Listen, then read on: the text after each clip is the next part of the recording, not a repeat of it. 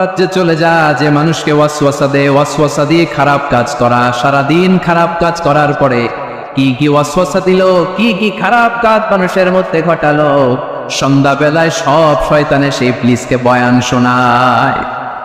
সন্ধ্যাবেলায় শয়তানগুলো এসে বলে, আমি এক লোককে দিয়ে মিথ্যা কথা বলিয়েছি। আরেক শয়তান বলে, আমি নামাজ কাজা করিয়েছি এক আল্লাহর বান্দাকে দিয়ে। আরেকজন বলে, আমি ওজনে কম দিয়েছি। আরেকজন বলে, আমি সুদের ব্যবসার মধ্যে টাকা লাগানোর ব্যবস্থা করে দিয়েছি। এক একজন এক একটা ওয়াসওয়াসা দিয়ে আল্লাহর মুমিন বান্দাদেরকে ধোঁকা দিয়েছে। এগুলোর ফিরিস্তি এসে সব শয়তানেরা ইবলিসকে শোনায়, কিন্তু কোনো কথাতে ইবলিসের মন ভরে না। কোন শয়তান এসে বলে, আমি তো এমন মদের আড্ডাখানায় নিয়ে গেছি আল্লাহর বান্দাদেরকে, এগুলো নামাজই পড়ে নাই, খালি মদ খেয়েছে। আবার কিছু শয়তান এসে বলে, আমি ক্যাসিনোতে নিয়ে গেছি, ওখানে খালি জুয়া খেলছে। আবার কিছু শয়তান এসে বলে, আমি বাজারের মধ্যে ফরমালিনের এই ওয়াসওয়াসা ঢুকাই দিছি।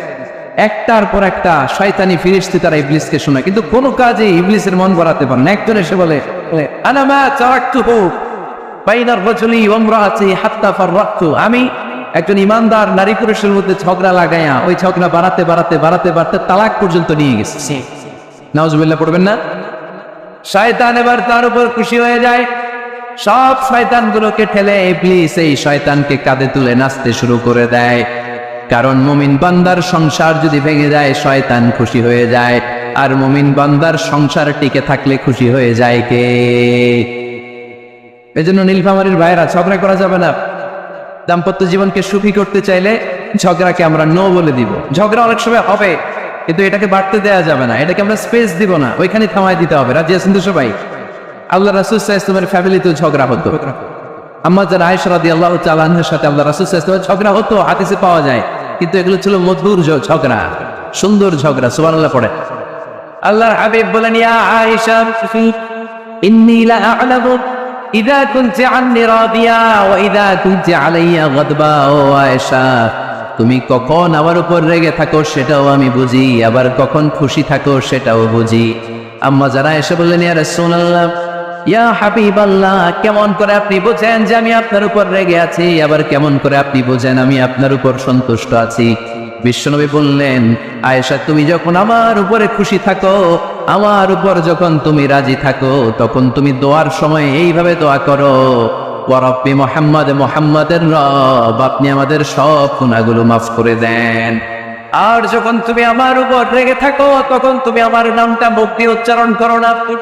আয়েশা, তখন তুমি দোয়ার সময় বলতে থাকো, ওয়া রাব্বি ইব্রাহিম, ইব্রাহিমের রব, আপনি আমাদের সব গুনাহগুলো মাফ করে দেন।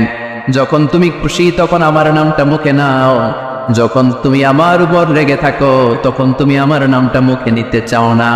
আম্মা জান আয়েশা বললেন, ইয়া রাসূলুল্লাহ, ইয়া হাবিবাল্লাহ, মা আহজুরু ইল্লা ইসমাক, আমি শুধু আমার মুখ থেকে আপনার নামটারে সরায় রাখি, আমার হৃদয় থেকে কোনোদিন আপনারে সরাতে পারি না। মা আহজুরু ইল্লা ইসমাক, নবী হে, আমি তো শুধু মুখ থেকে আপনার নামটারে বাদ দিই, আমার হৃদয় থেকে তো আপনারে বাদ দিতে পারি না। আমার হৃদয় পুরোটা জুড়ে শুধু আপনি আর আপনি। চিল্লায় পড়েন আল্লাহু আকবার। তার মানে আম্মা জান আয়েশাও আল্লাহ রাসূল সাল্লাল্লাহু আলাইহি ওয়াসাল্লামের উপর রেগে থাকতেন মাঝে মাঝে। বিশ্বনবী মাঝে মাঝে রাগ করতেন।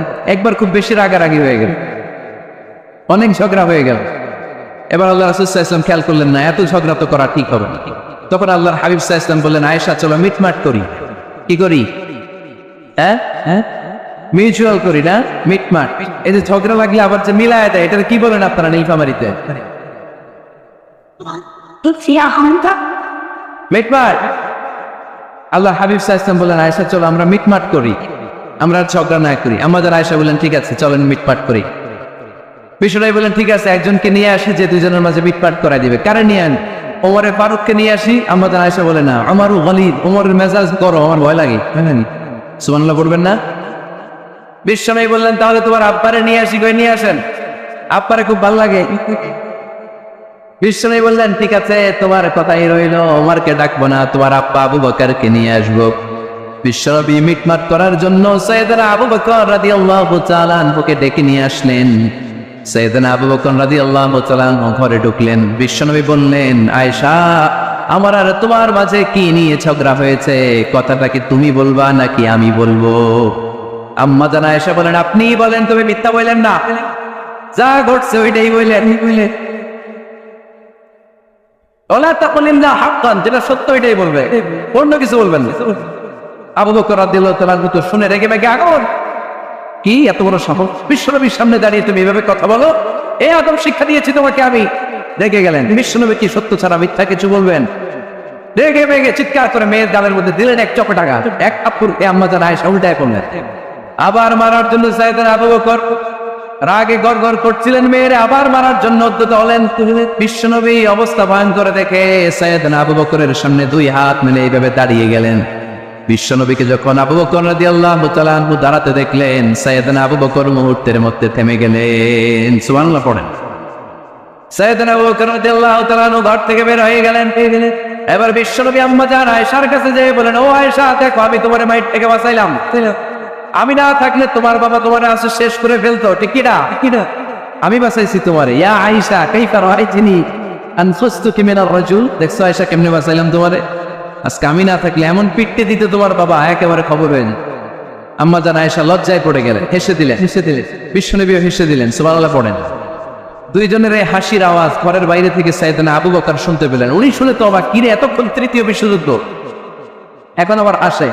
ঘরে ঢুকলেন, ঘরে ঢুকার পরে আবু বকর রাদিয়াল্লাহু তাআলা আনহু বিশ্বনবীকে বললেন, ইয়া রাসূলুল্লাহ আশরিকানি ফি সিলবিকুমা কামা আশরাকতুমানি ফি হারবিকুমা। হে আল্লাহর রাসূল, আপনারা ঝগড়া লাগলে, আপনারা দুইজন ঝগড়া লাগলে মিটমাট করার জন্য আমারে যেমনি ডাকেন, আপনারা যখন সুখ আনন্দ আর হাসাহাসিতে ব্যস্ত থাকেন, ওই হাসির সময়গুলোতে শেয়ার করার জন্য তখনও আমার একটু ডাইকেন। পড়েন সুবহানাল্লাহ।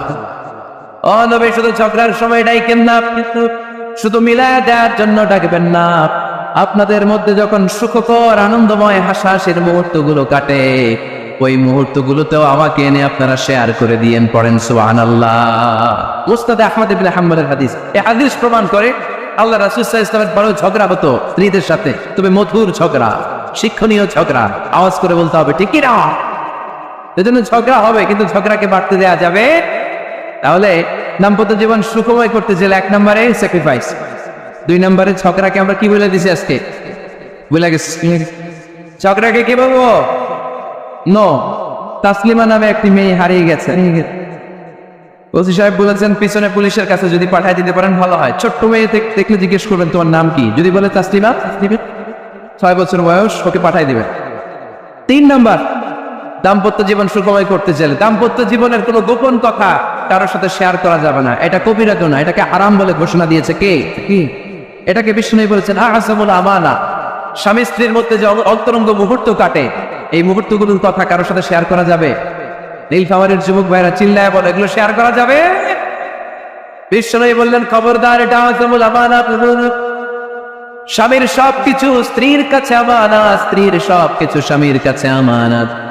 আবার বিশ্বনবী বলেছেন, যারা স্বামী স্ত্রীর গোপন দাম্পত্য জীবনের কথা অন্যের কাছে শেয়ার করে দেয়, তারা হলো আশারুন নাস, পৃথিবীর মধ্যে সবচাইতে নিকৃষ্ট মানুষ। এরা নিকৃষ্ট, এদের চাইতে নিকৃষ্ট কেউ হতে পারে না। উলাইকা কাল আনআম বাল হুম আদাল। এরা পশুর চাইতেও নিকৃষ্ট, যারা স্বামী স্ত্রীর প্রাইভেট কথা, পার্সোনাল কথা মানুষের কাছে বলে বেড়ায়। আর সিবাহু হারাম, এই গোপনীয় সব কথাগুলোকে অন্যের কাছে প্রকাশ করা হারাম করেছে কে? চিল্লায় বলতে হবে কে? তাহলে খবরদার, নিজেদের দাম্পত্য জীবনের কোনো কিছু অন্যের সাথে শেয়ার করবে। আমাদের বোনরা অনেক সময় একসাথে বসলে পেটের কথা, পিটের কথা সব বলে ফেলায়, আছে না নাই? না বোনেরা, সব শেয়ার করলেও আপনাদের দাম্পত্য জীবনের কোনো কথা কখনো কারোর সাথে শেয়ার করতে পারবেন না। 4 নম্বর ফর্মুলা হচ্ছে অহেতুক সন্দেহ পরিহার করতে হবে। অনেক স্ত্রী আছে স্বামীরে খালি সন্দেহ করে, আছে না নাই? নীলফামারীতে এই সমস্যা নাই, আছে? এই যে ভুক্তভোগী পাওয়া গেছে, আছে না নাই? আছে, খালি সন্দেহ করে। এই তুমি ওদিকে তাকালে কেন, ওই বেটির দিকে তাকালে কেন, এই তোমার মোবাইল দাও, কারে ফোন দিলা দেখি, এই ফেসবুকের পাসওয়ার্ড দাও দেখি কি করছে, দেখি মেসেঞ্জারে কার সাথে চ্যাটিং করছে, আছে না নাই? এই যে অহেতুক সন্দেহ আপনার ফ্যামিলিটা জাহান্নামের টুকরা বানায় দিন।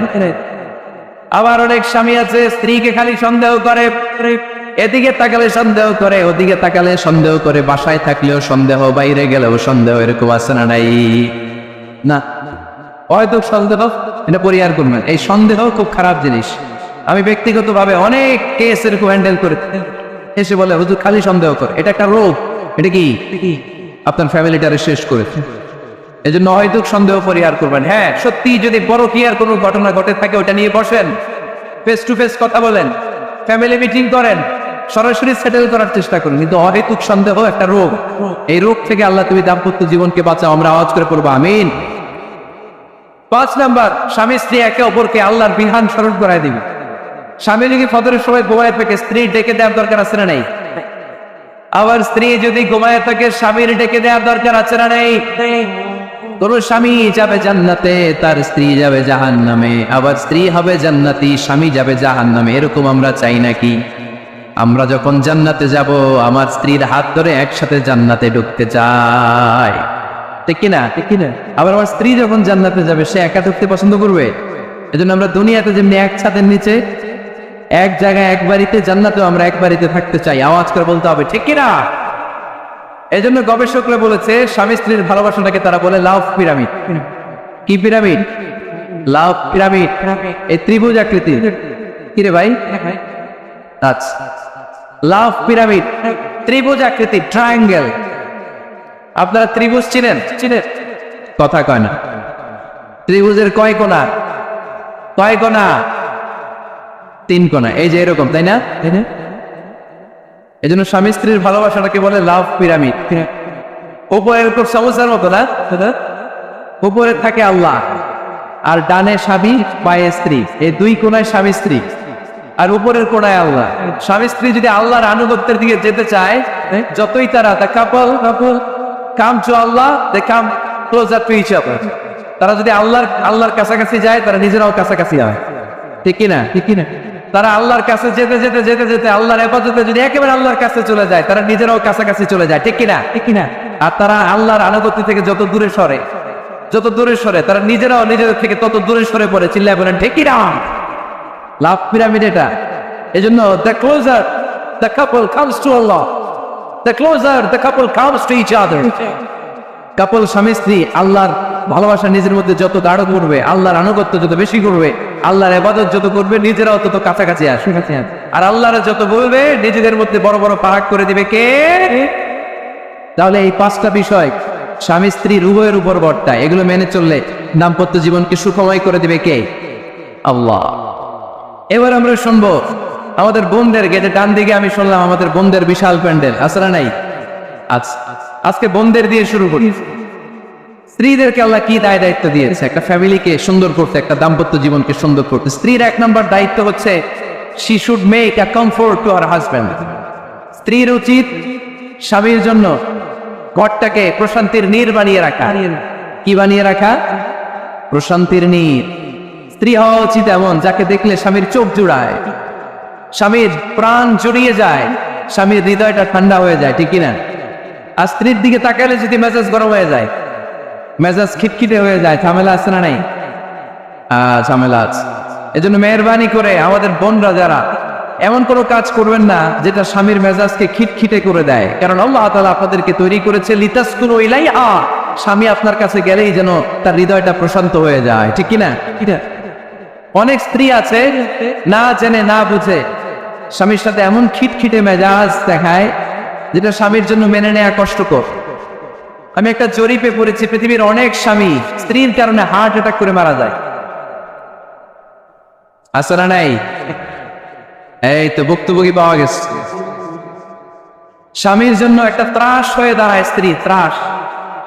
অনেক স্বামী আছে স্ত্রীর এরকম আচরণের কারণে, অতিরিক্ত প্রেসার ক্রিয়েট করার কারণে স্ত্রীদেরকে ভয় পায়। অবশ্য নীলফামারীর কোন স্বামী তার স্ত্রীদের ভয় পায় না। ভয় পায়? স্ত্রীর ভয় পান কে কে দেখি?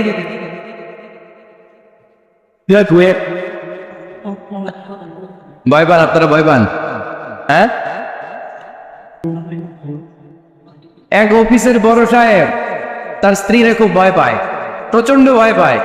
তো সে মনে মনে ভাবলো, দেখি আমার অফিসের যারা স্টাফ আছে, ম্যানেজাররা আছে, এরা কতটুকু ভয় পায়, এরা ভয় পায় কিনা। তো একদিন সকালবেলা অফিসের সব স্টাফ গুলোর একসাথে দাঁড় করে বলতেছে, এই আপনারা যারা যারা আপনাদের স্ত্রীদেরকে ভয় পান তারা ডান দিকে যান, আর যারা স্ত্রীকে ভয় পান না এরা বাম দিকে যান। অফিসের সব কর্মচারী ডান দিকে চলে গেছে, সবাই ভয় পায়, একজন শুধু বাম দিকে। বাম দিকে কয়জন? ভয় পায় না। আর যারা ভয় পায় এরা ডান দিকে, ডান দিকে সবাই। তো বড় সাহেব ভাবছে আলহামদুলিল্লাহ আমার অফিসে একজন হইলেও বীর পুরুষ আসছে। তো বীর পুরুষের কাছে যেয়ে বলে ঘটনা কি, আপনি মোটেও ভয় পান না? কয় স্যার প্রতিদিন অফিস করার জন্য যখন ঘর থেকে বের হয় আমার বউ আমারে বলে দেয় খবরদার সবাই যেদিকে যায় তুমি কিন্তু ওইদিকে যাইবা না, সবাই যেদিকে যায় তুমি ওইদিকে গেলে খবর আছে। বড় সাহেবকে খবর দেয়, এটা তো আরো ডরায়, ঠিক কিনা? এজন্য বোনদেরকে বলবো লিতাসকুনু ইলাইহা, এমন ভাবে আপনি আপনার স্বামীর সামনে নিজেকে প্রেজেন্ট করেন যাকে আপনাকে দেখলে আপনার স্বামীর চোখ জুড়িয়ে যায়, হৃদয়টা প্রশান্ত হয়ে যায়, আপনাকে দেখলেই আপনাকে ভালোবাসতে মনে চায়, ঠিক কিনা? এজন্য রব্বুল আলামিন বলেন আমি নারীদেরকে তৈরি করেছি লিতাসকুনু ইলাইহা, যেন পুরুষেরা স্ত্রীদের সংস্পর্শ যখন পায় পুরুষদের হৃদয়টারে প্রশান্ত করে দেয় কে? রব্বুল আলামিন বলেছেন খাদিজার জন্য জান্নাতে আমি এমন একটা ঘর বানিয়েছি যেই ঘরের মধ্যে কোনো বিশৃঙ্খলা নাই। খাদিজার জন্য জান্নাতে এমন একটা প্রাসাদ আমি বানিয়েছি যেই প্রাসাদের মধ্যে কোনো আওয়াজ নাই, কোনো কোলাহল নাই। বাইশদের মাঝে যখন দাওয়াত দিতেন সব বিশৃঙ্খলা ঝামেলা গোলমাল শেষ করে রাতের বেলায় যখন খাদিজার ঘরে বিশ্বনবী ঢুকতেন বিশ্বনবীর হৃদয়টারে প্রশান্ত করে দিত কে? আম্মাজান খাদিজা বিশ্বনবী সাল্লাল্লাহু আলাইহি ওয়াসাল্লামের জন্য এমন ঘর উপহার দিয়েছেন যেই ঘরে বিশ্বনবী আসলে বিশ্বনবীর হৃদয়টা ঠান্ডা হয়ে যেত। সুবহানাল্লাহ পড়েন। অনেক স্ত্রী আছে স্বামী ঘরে ঢুকলেই ঘরে আটা নাই, রুটি নাই, চাল নাই, ডাল নাই, এটা লাগবে ওইটা লাগবে, ওখানে যেতে হবে, একটার পর একটা ফিরিস্তি বলে বেড়ায়, আছে না? নাই না, এটা করবেন না। আপনার কি লাগবে এই সব দায় দায়িত্ব আল্লাহ তাআলা স্বামীকে দিয়েছে, স্বামীকে জানাবেন, তবে ধীরে সুস্থে স্বামীর জন্য ঘরটাকে এমন করে রাখতে হবে যেন ঘরে ঢুকলেই স্বামীর হৃদয়টারে প্রশান্ত করে দেয় কে? এজন্য স্ত্রীর প্রথম দায়িত্ব ঘরটারে প্রশান্তির নীড় বানানো। এখানে কি আবার কি এখানে মারামারি দুই দল নাকি?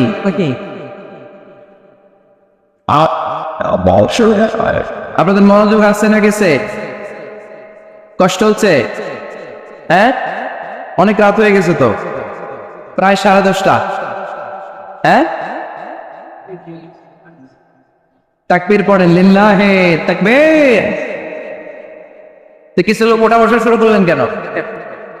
হ্যাঁ, 1 নাম্বার 2 নাম্বার 3 নাম্বার নাই তো আবার? হ্যাঁ, 1 নাম্বার নাকি পেশাব করা, 2 নাম্বার নাকি টয়লেটে যাওয়া, 3 নাম্বার নাকি এইটা। বিড়ি খান আপনারা? বিড়ি আর সিগারেটের সাথে মুসলমানের সম্পর্ক আছে? না। কোন মুসলমান সিগারেট খেতে পারে, বিড়ি টানতে পারে?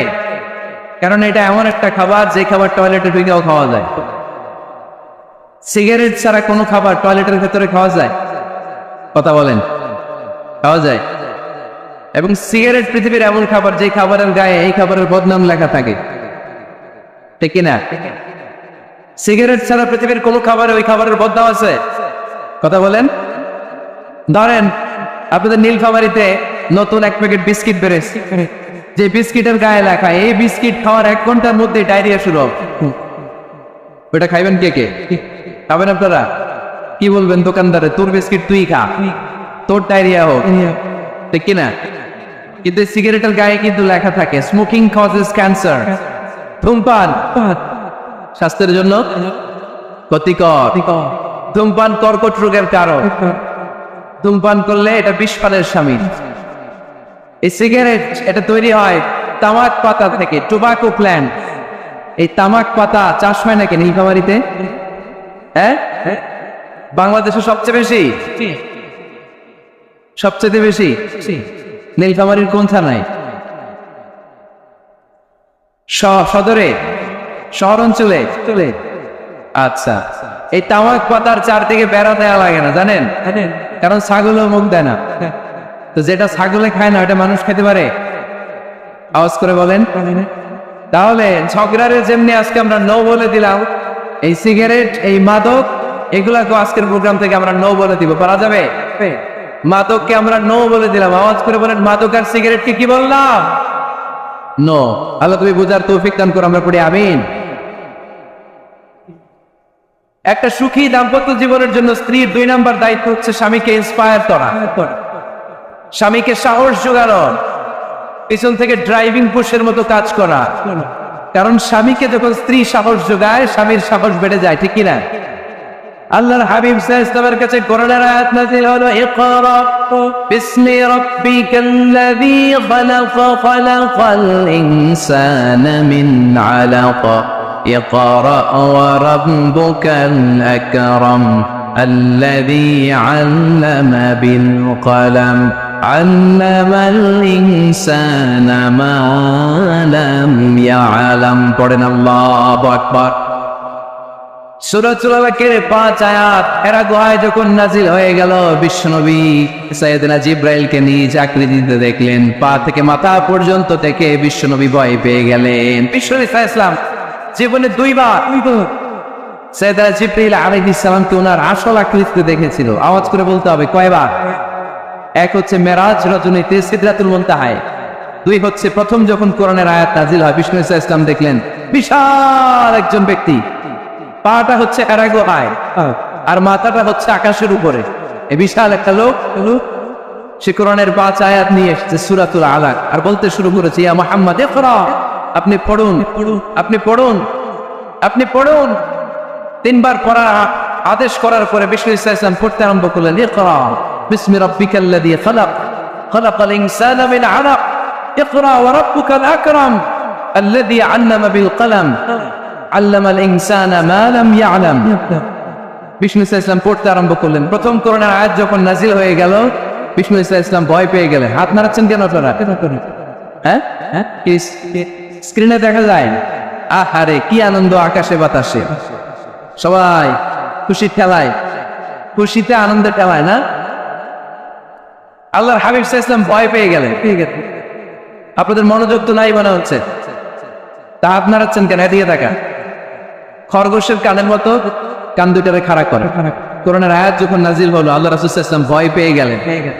বিষ্ণু সাল্লাল্লাহু আলাইহি ওয়াসাল্লামের হৃদয় কাঁপতে আরম্ভ করলো। কোরআনের 5 আয়াত নিয়ে হেরা গুহা থেকে বিশ্বনবী আম্মা জান খাদিজাতুল কুবরা রাদিয়াল্লাহু তাআলা আনহার কাছে চলে আসলেন। এসে ডেকে বললেন, খাদিজা জাম্মিলুনি জাম্মিলুনি, কম্বল দিয়ে তুমি আমারে চাপা দাও, আমার ভয় লাগছে, মনে হয় আমি বাঁচব না। আম্মা জান খাদিজা বললেন, কি হয়েছে আপনার? বিশ্বনবী বললেন, বিশাল বড় একটা লোক কোরআনের 5 আয়াত নিয়ে এসেছে। ওই লোকের পা হেরা গুহার মধ্যে, মাথাটা আকাশের উপরে, এত বিশাল সত্তা, বিশাল কোন মানুষ জীবনে আমি দেখি নাই। এসে সে পরিচয় দিয়েছে সে নাকি জিব্রাইল ফেরেশতা। বিশ্বনবী বললেন, মনে হয় আমি বাঁচব না, আমার জ্বর চলে এসেছে, আমার হৃদয়ের মধ্যে কাঁপুনি শুরু হয়েছে, তুমি আমারে কম্বল দিয়ে চাপা দাও। আম্মা জান খাদিজা বললেন, ও নবী ভয় পাবেন না, আমার আল্লাহ কোনদিন আপনারে অপমান করবেন না। সুবহানাল্লাহ পড়েন। ওয়াল্লাহি ওয়াল্লাহি লা ইউযিকাল্লাহু আবাদা। নবী গো, আল্লাহ আপনারা অপমান করবেন না, কারণ আপনার মধ্যে এমন এমন ভালো ভালো গুণ আছে, এই গুণাবলীগুলি যে মানুষের মধ্যে থাকে তাকে আমার রব কোনদিন অপমান করতে পারে না। চিল্লায় বলেন ঠিক না?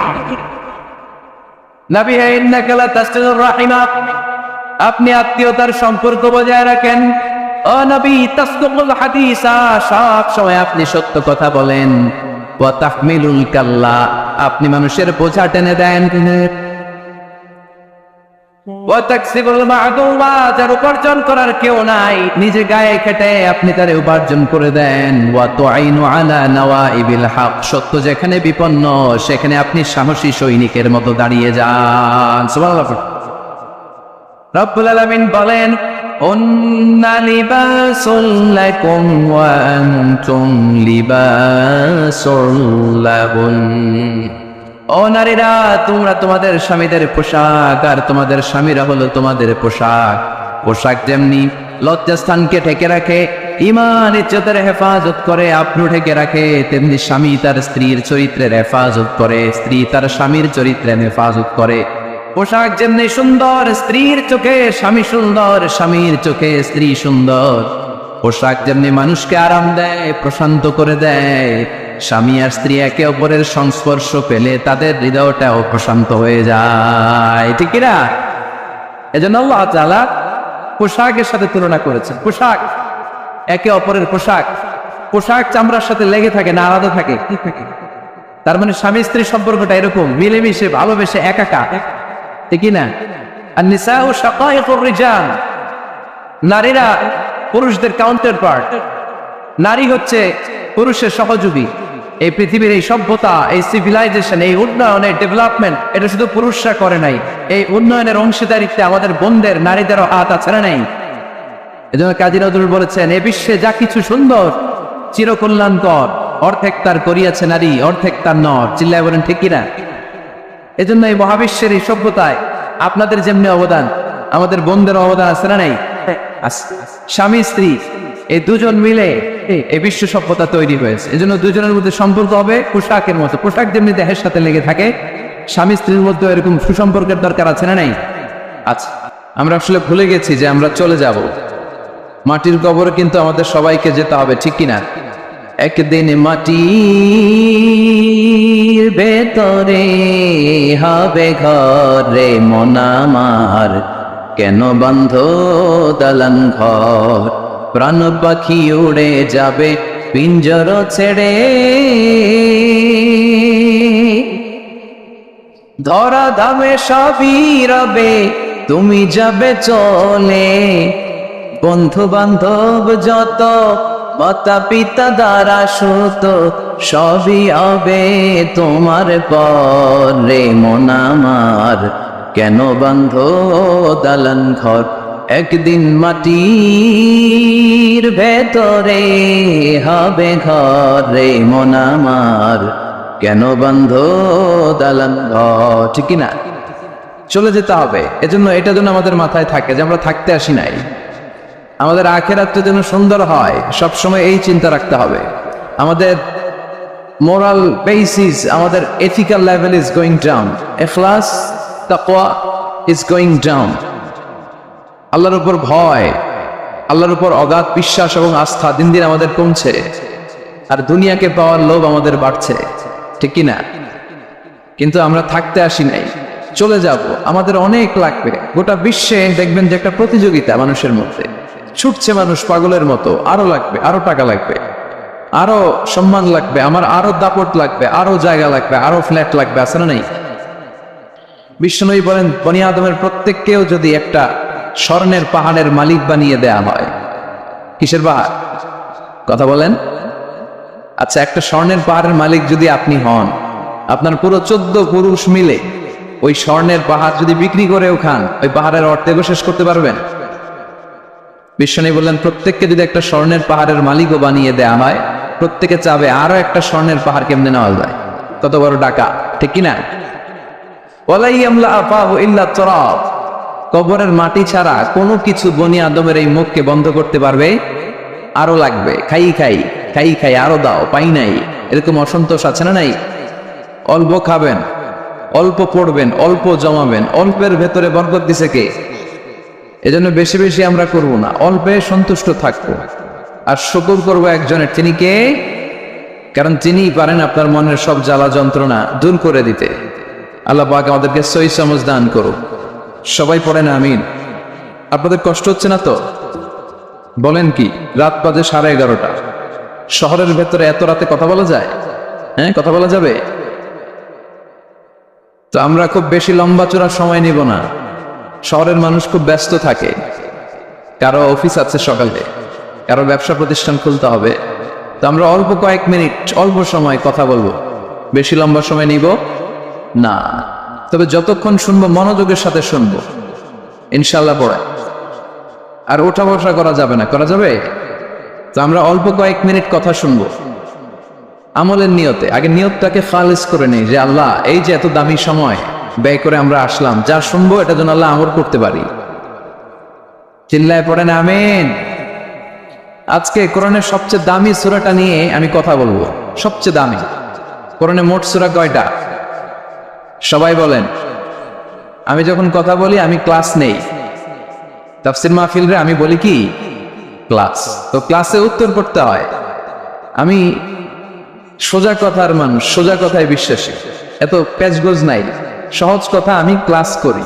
আমি তাফসীর মাহফিলকে নিয়েছি যে আমি প্রতিদিন রাতে একটা করে শীতকালে ক্লাস করি। তো এই ক্লাসে উত্তর দিতে হয়। টিচার যদি প্রশ্ন করে উত্তর দেওয়ার দরকার আছে না নেই? আর টিচার প্রশ্ন করে, টিচার শিখায়, ছাত্র অমনোযোগী, ফেল করার সম্ভাবনা আছে না নেই? তো আমরা যেন পাশ করতে পারি, ঠিক কিনা? যতক্ষণ কথা বলবো প্রশ্ন করলে আওয়াজ করে উত্তর দিতে হবে বাঘের বাচ্চার মতো, ঠিক কিনা? আজকে কোরআনের সবচেয়ে দামি সূরাটা নিয়ে আমি কয়েক মিনিট কথা বলবো, ইনশাআল্লাহ পড়ব। এবার বলেন কোরআনের সবচেয়ে দামি সূরা কি? হ্যাঁ, আর ইখলাস, আর ইয়াসিন, আর রহমান, আর বাকারা। বাকারা মানে কি? গাভী মানে কি? গরু। গাভী মানে নাকি গরু? তো গাভীর নামে আল্লাহ কোরআনে একটা সূরা দিলেন। গাভীর দুধ খাবেন বেশি বেশি। বিষ্ণু বলতেন আলাইকুম বি আলবানিল বাকার, তোমরা গরুর দুধ খেও। ফাইন্নাহা তুরাম্মু মিনাল আশজার, কেননা গরুর দুধ এটা ঘাস পাতার নির্যাস। গরু কি খায়? ঘাস খায়। আবার বিষ্ণু বলতেন গরুর গোশত খায়ও কম, দুধ খায়ও বেশি। কেননা ফাইন্না ফি লাবানিহা শিফা, গরুর দুধে আছে শিফা, ও ফি লাহমিহা দা, আর গোশতে আছে রোগ। এখন অনেক ডাক্তারের সিরিয়াল দিতে গেলে ডাক্তার বলে লাল গোশত যারা খায় এরা যেন আমার সিরিয়াল না নেয়, কারণ আমি যতই ওষুধ দেব কোনো কাজ করবে না। Red meat is strictly prohibited for my patient, আমার রোগীর জন্য লাল মাংস খাওয়া নিষিদ্ধ। গরুর গোশতের ভেতরে আছে রোগ, কোলেস্টেরল বেশি। খেয়াল রাখবেন, যেই প্রাণীর পা বেশি ওই প্রাণীর গোশতের ভেতরে কোলেস্টেরল বেশি। মাছের পা আছে, কথা বলেন, মাছে কোনো কোলেস্টেরল নেই, সুবহানাল্লাহ পড়ে। মুরগির পা কয়টা? দুইটা, তার মানে কিছু আছে, তাই না? গরুর পা কয়টা? তার মানে কোলেস্টেরলের পরিমাণ বেশি না কম? এবার বলেন চিংড়ি মাছের পা কয়টা? কয় বছর হিসাব নাই, তাহলে কোলেস্টেরলের হিসাব নাই। এগুলো কম কম খেতে হবে, ঠিক কিনা?